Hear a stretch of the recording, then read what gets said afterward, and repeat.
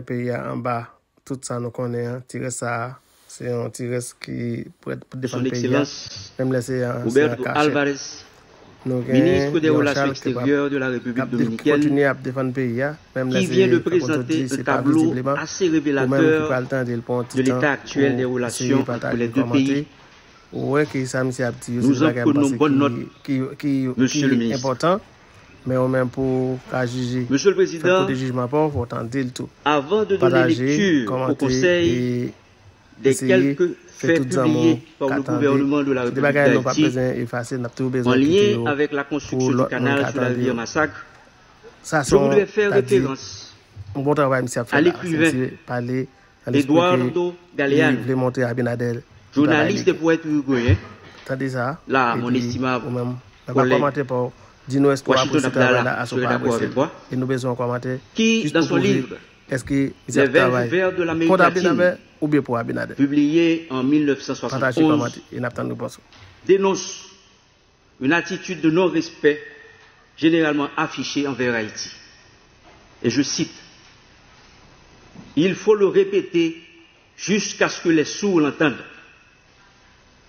Haïti est le pays fondateur de l'indépendance de l'Amérique et le premier pays au monde qui a vaincu l'esclavage. Il mérite mieux que la réputation qui lui vient de ses malheurs. » Fin de citation. Monsieur le Président, comme nous le savons tous, les malheurs d'Haïti ont été légion au cours des siècles. Et je peux citer brièvement la dette de l'indépendance, les tremblements de terre, les ouragans dévastateurs, les embargos, les crises politiques à répétition et finalement la crise actuelle caractérisée par la violence aveugle conduite par les gangs armés sur une bonne partie du territoire. La principale cause des problèmes auxquels nous faisons face actuellement est l'insécurité généralisée du fait de l'action des gangs armés.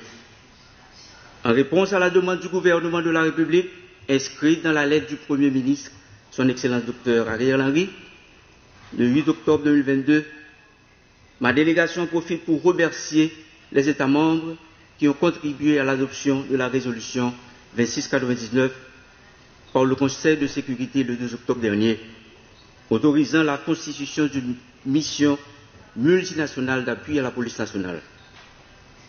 Ma délégation invite les États membres de notre illustre organisation à contribuer par tous les moyens possibles en vue de permettre à la mission d'appui de se constituer effectivement.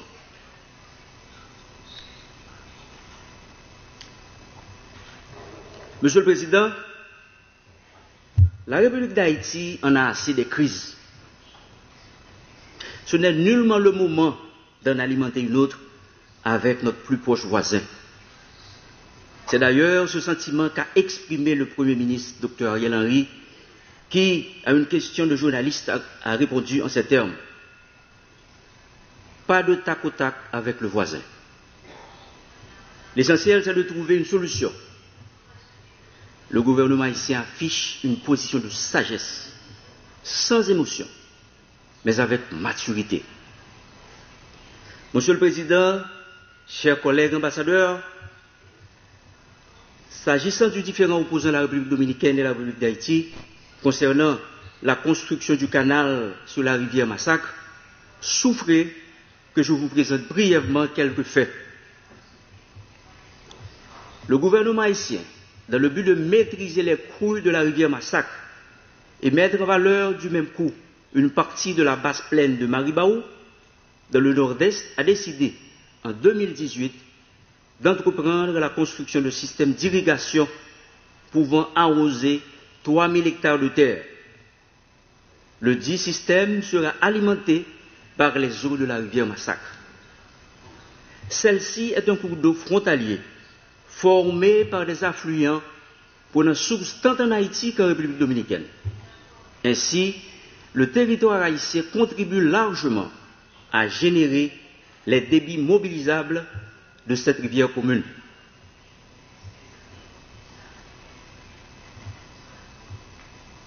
En République dominicaine, elle prend naissance à Pico del Gallo, Loma de Cabrera, en Haïti, elle reçoit au niveau de Contrée Bernard plusieurs affluents prenant naissance dans le versant haïtien de la cordillère centrale, notamment la rivière de Capotille, la rivière Gens de Nantes et la rivière La Mine.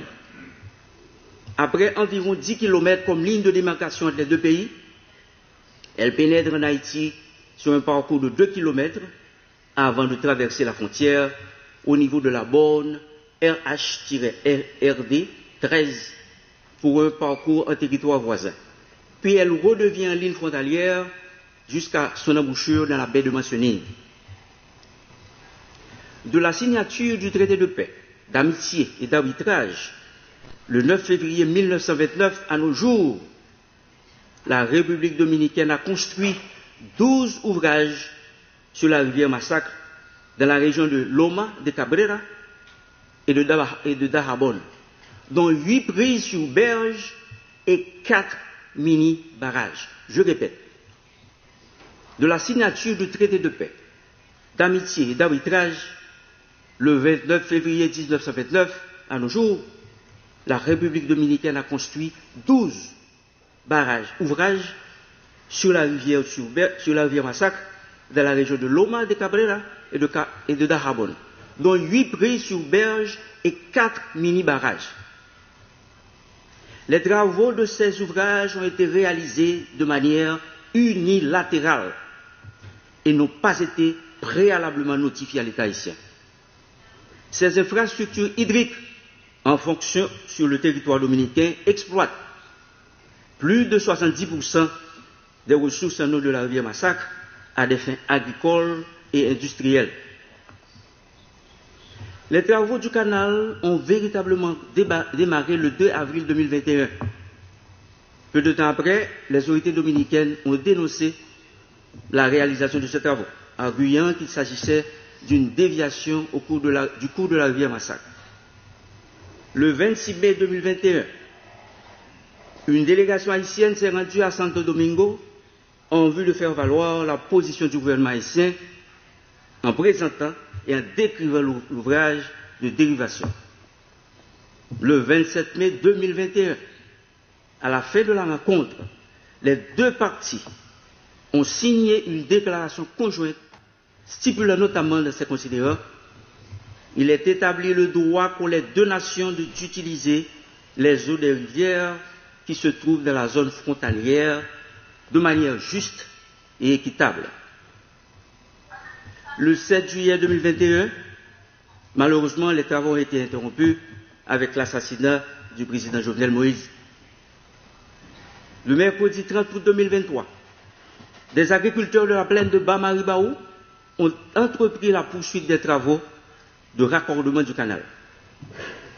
Le 1er septembre 2023, le Premier ministre Ariel Henry a dépêché une mission sur le terrain en vue de discuter avec les riverains.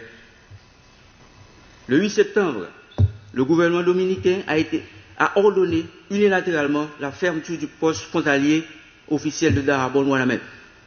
Parallèlement, l'armée dominicaine a fait une démonstration de force en mobilisant des engins lourds sur cette partie de la frontière. Le mardi 13 septembre 2023, les gouvernements haïtiens et dominicains ont décidé de commun accord de se réunir à Santo Domingo à travers la table hydrique binationale de la commission mixte bilatérale afin de trouver une solution juste et définitive à ce différend. Le 14 septembre 2023, alors que les deux parties étaient en pleine négociation, un décret présidentiel a été promulgué par le gouvernement dominicain mettant à exécution les menaces proférées 3 jours plus tôt de fermer les frontières terrestres, aériennes et maritimes avec Haïti. Ces mesures unilatérales ont amené la délégation haïtienne à mettre fin aux négociations bilatérales en cours. Monsieur le Président, chers collègues ambassadeurs, la construction du canal ne va pas s'arrêter. En regard de la topographie de la rivière Massacre, d'une part, ainsi que de la lettre et de l'esprit de l'article 10 du traité du 20 février 1929, d'autre part, le gouvernement haïtien clame son droit d'utiliser de manière juste et équitable les eaux de la rivière Massacre, rivière frontalière et successive, alimentée par des affluents des deux pays. La situation actuelle, caractérisée par la fermeture des frontières terrestres, aériennes et maritimes, ainsi que la mobilisation de troupes militaires du côté dominicain, n'est profitable ni à la République d'Haïti, ni à la République dominicaine. Il y a une urgente nécessité de calmer les esprits et de prendre des mesures concrètes pour une désescalade. Haïti condamne fermement l'utilisation de la menace, des manœuvres d'intimidation et de la désinformation qui ne sauraient se substituer au respect des engagements internationaux. Le gouvernement haïtien exprime sa grande préoccupation face à l'intransigeance des autorités dominicaines. Il condamne fermement leur récente décision d'agrandir le canal de la Vihia avec l'intention officiellement affirmée de dévier complètement les eaux de la rivière Massacre afin d'en priver les utilisateurs haïtiens en violation flagrante du traité de paix, d'amitié, d'arbitrage du 20 février 1929.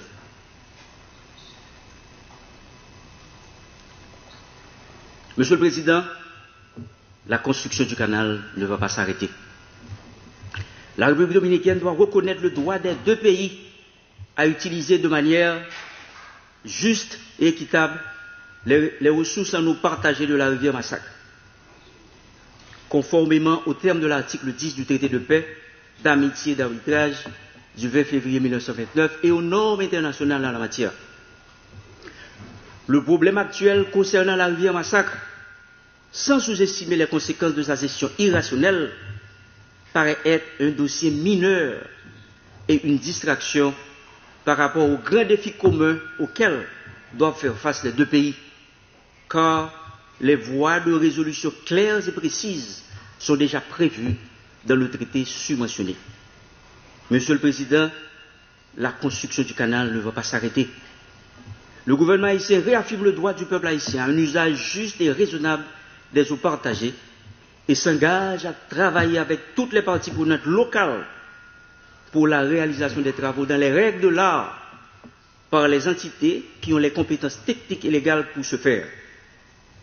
Le gouvernement haïtien lance un appel à la sérénité et réaffirme la volonté de continuer à travailler afin d'obtenir une solution définitive aux différends sur l'utilisation des ressources en eau de la rivière Massacre et à poursuivre en ce sens les discussions alternativement en Haïti et en République dominicaine. Elle réitère son invitation transmise par la note en date du 15 septembre 2023 du ministère des Affaires étrangères adressée au ministère dominicain des Relations extérieures à reprendre les négociations, le dialogue étant un élément essentiel aux relations de bon voisinage. Monsieur le Président, la construction du canal sur la rivière Massacre est depuis quelques années l'un des sujets faisant unanimité au sein de la population et de tous les secteurs en Haïti. Les Haïtiennes et les Haïtiens, en solidarité avec la population du Nord-Est et plus particulièrement la communauté de Ouanamet, parlent d'une seule voix quant à la poursuite des travaux. Nous dit KPK, canal là, pas campé. La construction du canal ne va pas s'arrêter. La construction del canal ne va pas parar. Le gouvernement de la République d'Haïti réclame le respect de l'intégrité de son territoire, sans faire un compte rendu exhaustif de la situation de nos compatriotes en terre voisine. Le gouvernement appelle aussi à la protection de ses ressortissants et au respect des conventions internationales en la matière. Il réitère également l'appel au dialogue entre les deux parties.